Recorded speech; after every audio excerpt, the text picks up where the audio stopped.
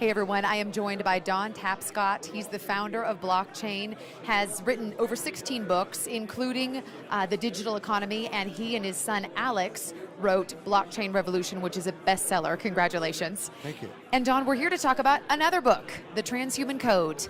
Right. You contribute to this conversation. We talked about this a year ago, and here it is now in hardback copy. Your thoughts on the book? Well, I think it's a great book, and I even agreed to be on the jacket saying so. I think that the digital age has delivered a lot of wonderful things, but we have a number of problems too.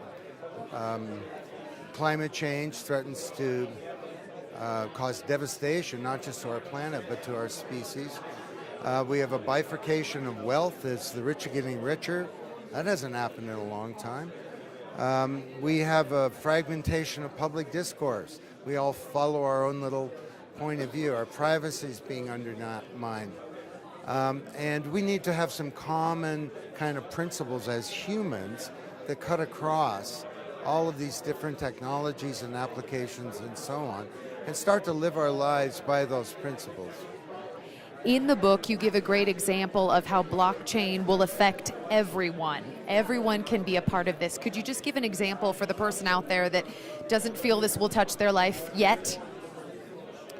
Well, perhaps you're someone who thinks that big social media companies taking all the data that constitute your identity and making billions and billions of dollars from it is probably not fair.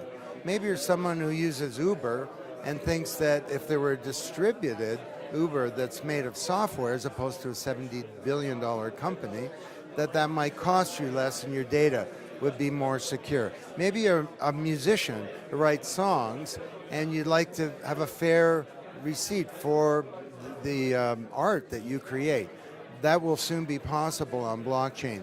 Maybe you're part of the global diaspora.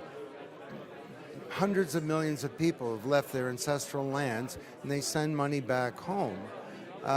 Why should you be charged 10 to 20% to do that? And why should it take 7 days? Maybe you're one of the 70% of people in the developing world who don't have a valid title to your land. And some dictator comes along in Honduras and says, yeah, you got a piece of paper that says your own land. You own your land, but our government computer says my friend owns your land. So we put land titles on a blockchain and nobody can mess with that. So those are 5 of 100 examples of how this technology will affect each of us quite directly. Final thoughts on the book, how important it is to do this right now. There's an urgency here in terms of the conversation that we must address these problems.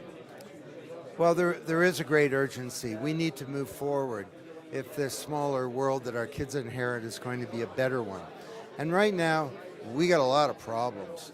And technology is not the creator of solutions. People are. It's not people, it's not technology that designs our institutions, our governments, our ways of relating to each other.